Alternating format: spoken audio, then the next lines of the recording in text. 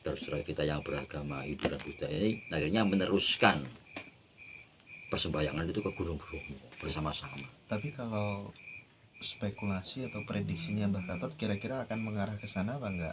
Saya yakin itu. Saya yakin. Seperti halnya dulu keyakinan bahwa kelak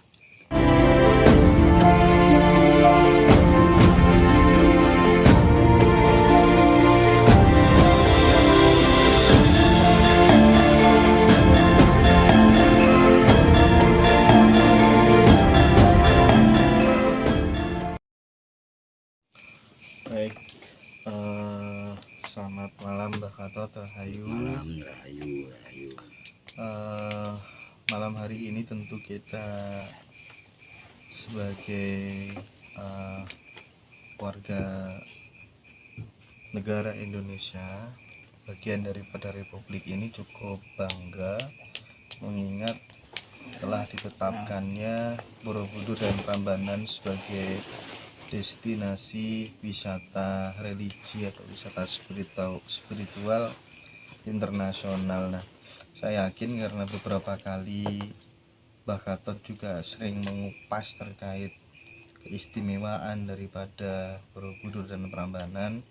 Nah, bagaimana melihat hal itu Mbah Gatot? Monggo.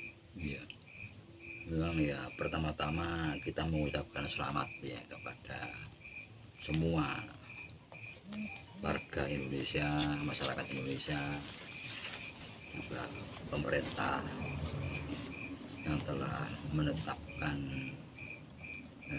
Borobudur Prambanan ya, warisan budaya dunia yang ada di Indonesia sebagai destinasi spiritual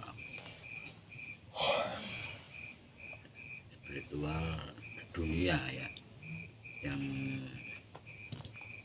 yang merupakan kebangkitan budaya Nusantara, dinyatakan sebagai pusat peribadatan Buddha dan Hindu seluruh dunia. Ya bukan, ini luar biasa sekali. Bahasa leluhur kita Astungkara ya, bersyukur.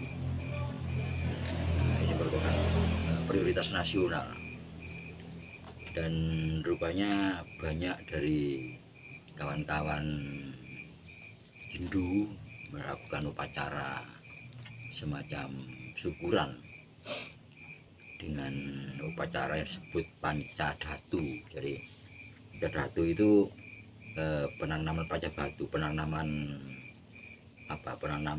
serbuk-serbuk atau serpian dari logam seperti emas, perak,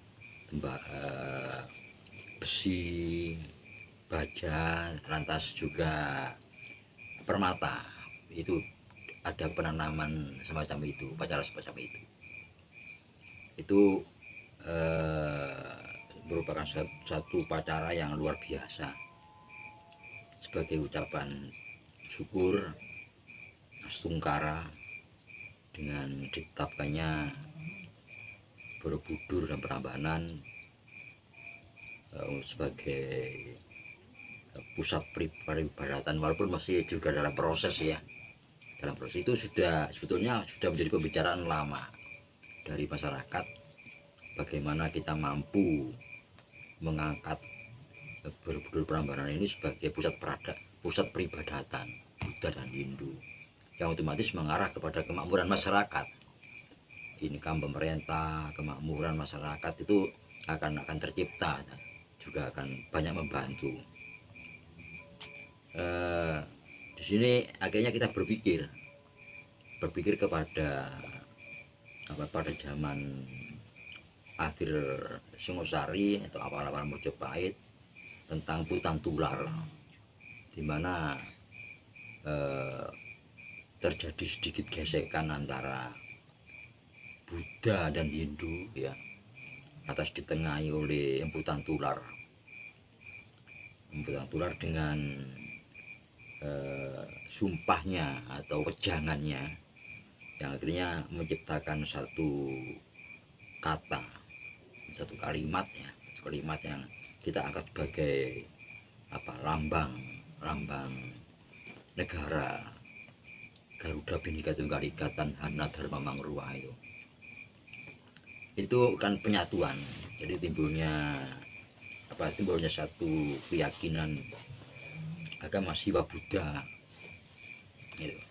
Lantas ini menggambarkan satu persatuan dan persatuan bangsa. Nah, ini akhirnya kita berpikir maksudnya itu, dengan Borobudur Prambanan, dua agama besar ya, itu pusat peribadatannya di Indonesia, di Jawa.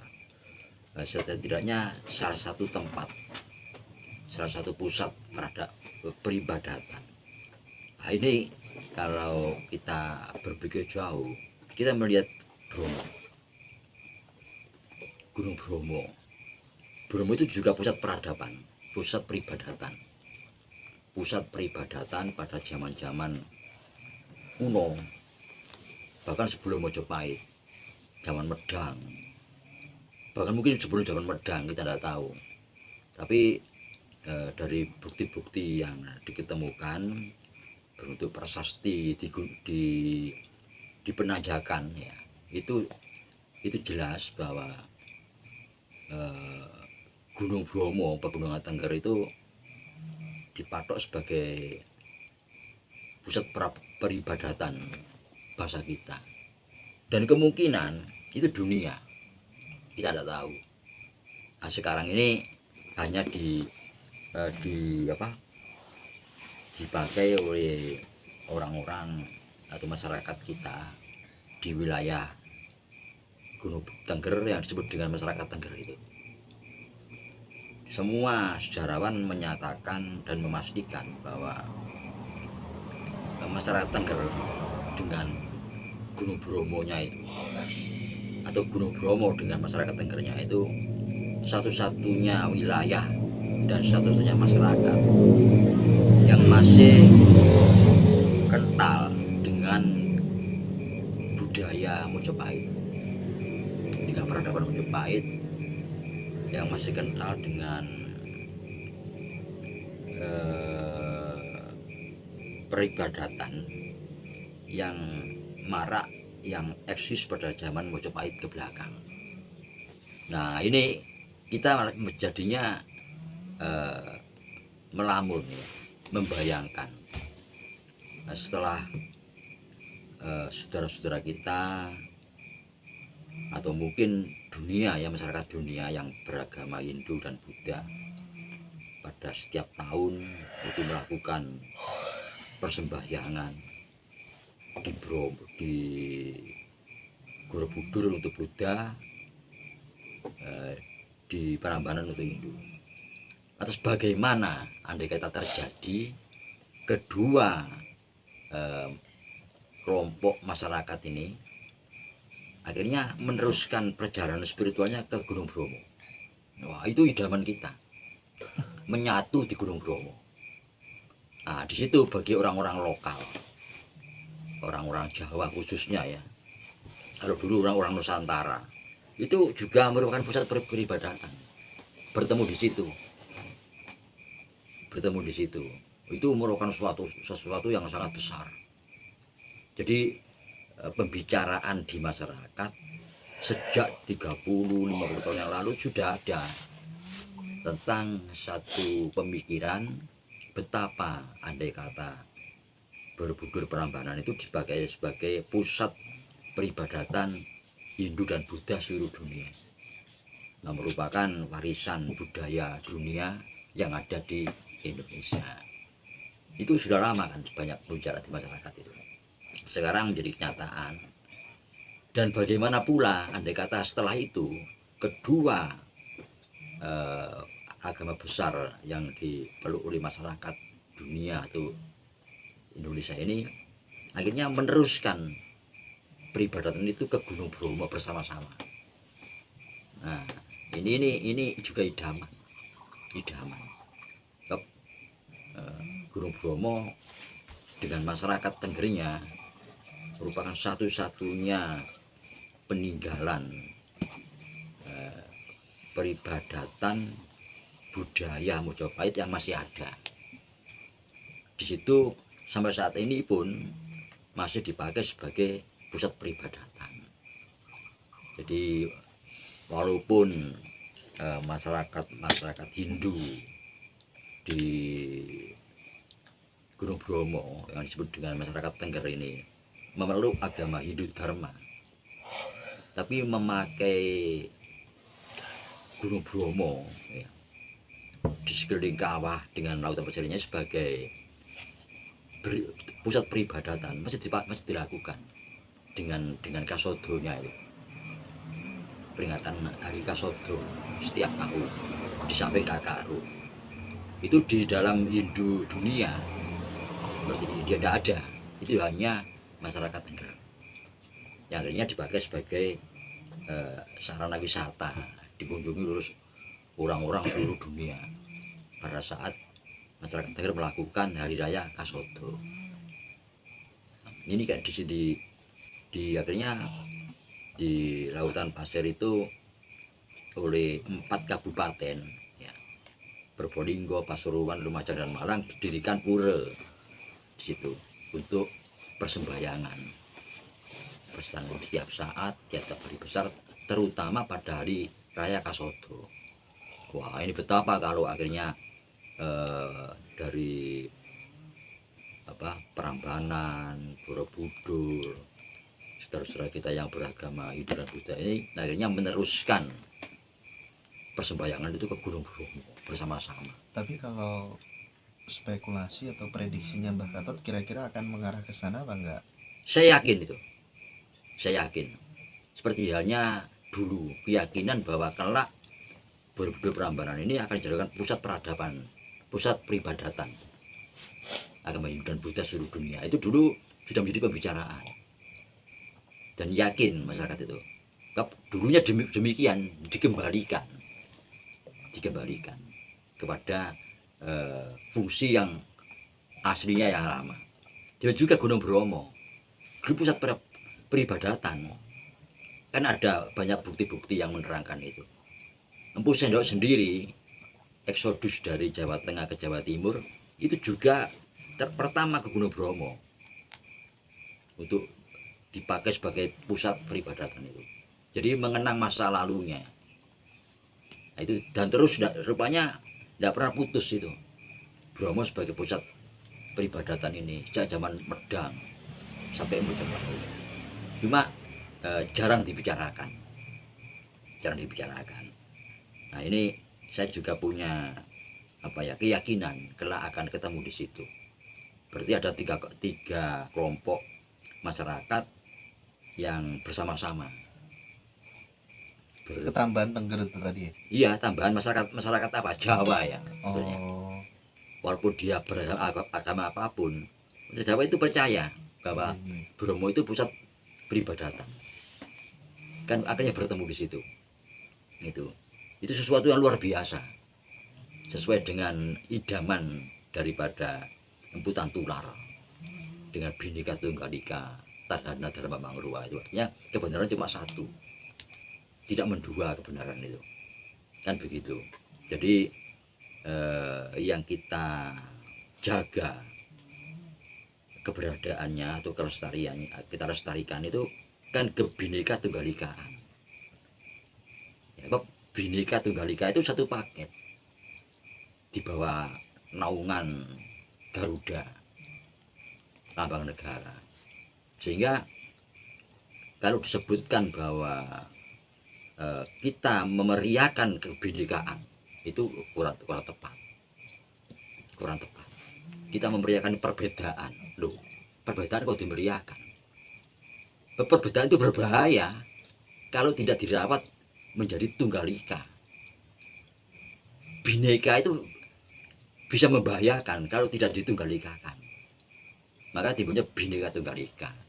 Jadi yang kita rawat itu, kita meriahkan itu Bhinneka Tunggal Ikaan.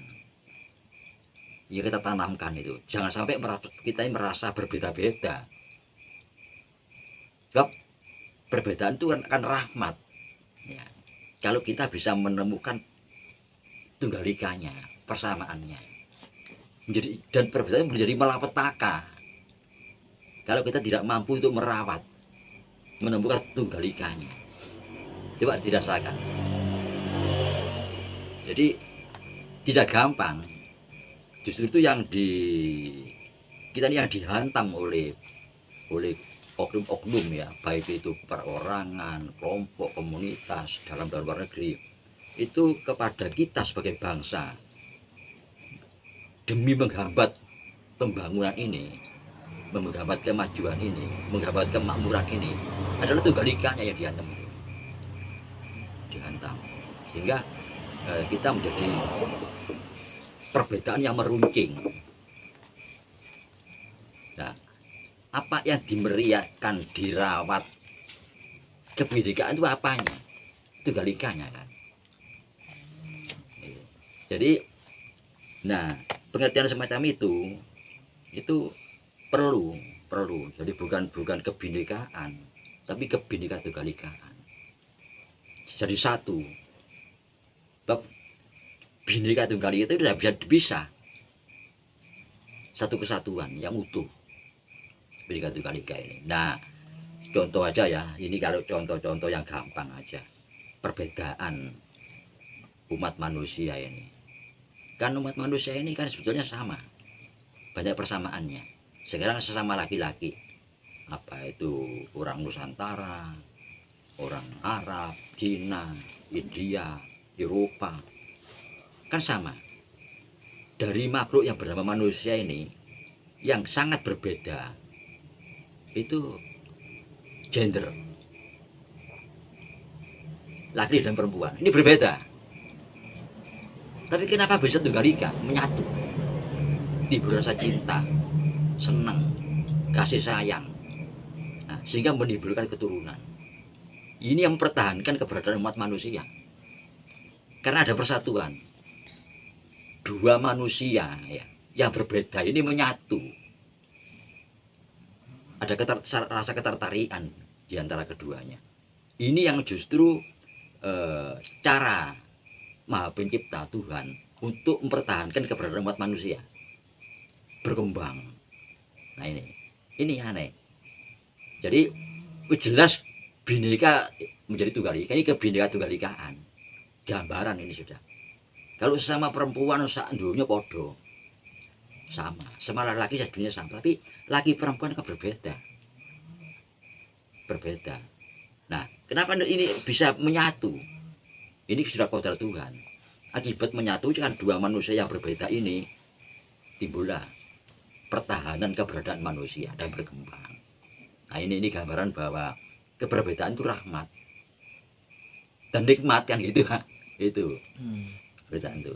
Nah oleh karena itu gambaran tentang itu, tentang timbulnya saling ketertarikan antara dua kelompok manusia ini, itu menggambarkan kepada kita bahwa kita ini kalau memang ketemu kebinekaan tunggal ikaan, kita menjadi nikmat, menjadi tenang, penuh kasih sayang, hidup tentram.